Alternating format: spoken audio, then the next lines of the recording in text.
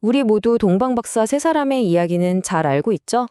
별을 따라서 아기 예수께 경배하러 간 그들의 여정 말이에요. 그런데 말이죠. 혹시 그들과 똑같이 별을 봤지만 결국엔 다른 길을 걷게 된 네 번째 현자의 이야기는 들어보셨나요? 오늘 우리가 함께 따라가 볼 여정은 바로 그의 이야기입니다. 이 이야기는 바로 이 시 한 구절에서 시작된다고 할 수 있는데요. 헨리 반다이크의 책 서문에 실린 시입니다. 사랑으로 걷는 자는 멀리 헤맬지라도 신께서 그를 축복받은 곳으로 인도하시리라. 이 문장 정말 의미심장하지 않나요? 앞으로 펼쳐질 한 남자의 인생 전체를 꿰뚫는 질문이자 이 이야기의 핵심이라고 할 수 있습니다. 과연 진정한 신앙의 길이 뭘까요? 자, 그럼 본격적으로 이야기 속으로 한번 들어가 보죠. 주인공은 페르시아의 현자 아르타반입니다. 그 역시 다른 동방박사들처럼 하늘에서 아주 특별한 별을 보게 됩니다. 아르타반은 이 징조가 새로 태어날 왕을 가리킨다는 걸 확신했어요. 그래서 그는 일생일대의 사병을 위해서 자신의 집과 안락한 삶, 그 모든 걸 기꺼이 팔아서 여정을 준비합니다. 단 하나의 목표를 위해서 모든 걸 버릴 수 있는 믿음이라니 정말 대단하지 않나요? 그리고 왕께 드릴 예물로 아르타반은 자신이 가진 것 중에 가장 귀한 보물 세 가지를 준비했습니다.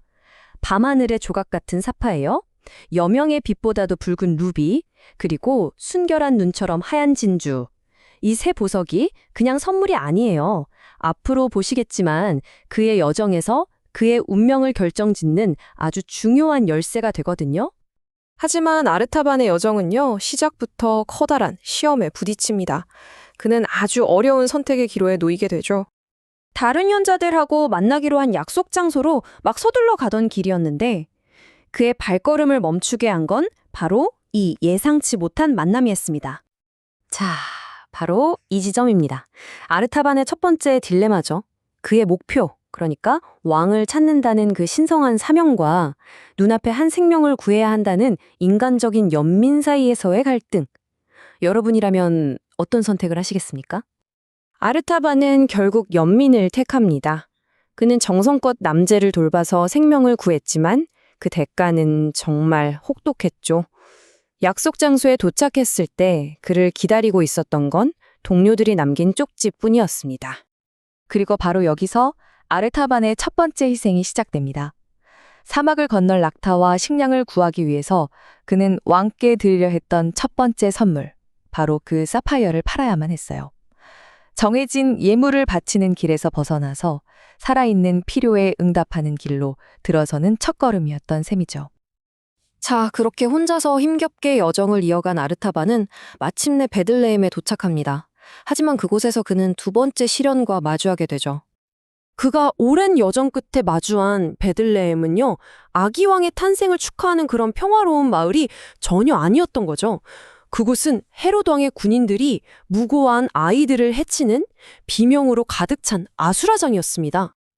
또다시 선택의 순간이 찾아옵니다. 한 군인이 아기를 해치려는 걸 목격한 아르타반은 또 한 번 불가능해 보이는 선택에 직면해요. 왕을 위한 두 번째 보물을 사용해서 이 아이를 구할 것인가?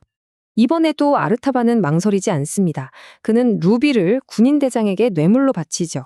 그 붉은 보석 덕분에 아이의 목숨은 구했지만 아르타반은 왕께 드릴 또 하나의 귀한 선물을 잃게 된 겁니다. 자, 이 부분이 정말 중요한데요.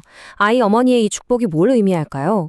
비록 왕을 향한 원래의 길에서는 점점 멀어지고 있지만 아르타반이 어쩌면 더 깊은 의미의 평화를 얻고 있다는 걸 암시하는 것 같아요. 그의 희생이 결코 헛되지 않았다는 거죠. 이제 이야기는 완전히 새로운 국면으로 접어듭니다. 왕을 찾는 그의 여정은 우리가 상상도 못할 만큼 긴 시간 동안 이어지게 되거든요. 무려 33년입니다. 33년이라니. 정말 한 사람의 인생 거의 전부라고 할 수 있는 시간이죠. 이 숫자는 그의 탐색이 얼마나 끈질기고 또 길었는지를 단적으로 보여줍니다. 그의 33년은 뭐랄까 이렇게 흘러갔습니다. 이집트에서 왕을 찾는 여정을 시작했지만 어느새 병든 사람을 치료하고 감옥에 갇힌 이를 위로하고 굶주린 이들을 먹이는 평생의 봉사로 바뀌어 갔던 거죠. 그의 사명 자체가 변한 겁니다.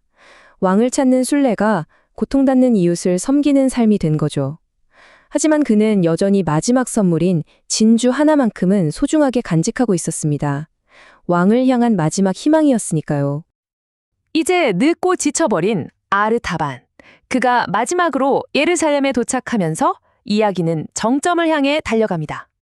그런데 바로 그때 그는 평생을 찾아 헤맨 그 왕에 대한 정말 충격적인 소식을 듣게 됩니다. 유대인의 왕이라고 불리는 사람이 십자가에 못 박힌다는 거였어요. 아르타바는 생각합니다. 어쩌면 이게 마지막 기회일지도 몰라. 마지막 남은 이 진주로 왕의 목숨을 구할 수 있을지도 몰라 하고 말이죠. 하지만 바로 그 순간 그의 눈앞에 노예로 팔려가는 한 소녀가 나타납니다. 인생의 마지막이자 가장 궁극적인 선택의 순간이 온 거죠. 평생의 목표였던 왕을 섬기는 일과 바로 눈앞에서 고통받는 한 인간을 구하는 일. 그는 과연 어떤 결정을 내릴까요? 결국 그는 마지막 남은 진주마저 소녀를 위해 내어줍니다. 그리고 바로 그 직후에 일어난 지진으로 치명적인 상처를 입죠.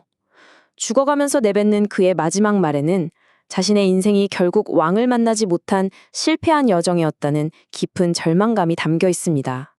그런데 바로 그때 어디선가 희미한 목소리가 들려옵니다.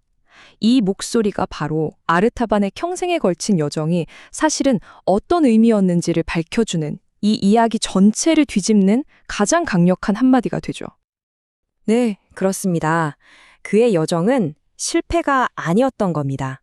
아르타반은 자신이 그토록 찾던 왕을 평생에 걸쳐 가장 예상치 못한 방식으로 이미 만나고 섬기고 있었던 거죠.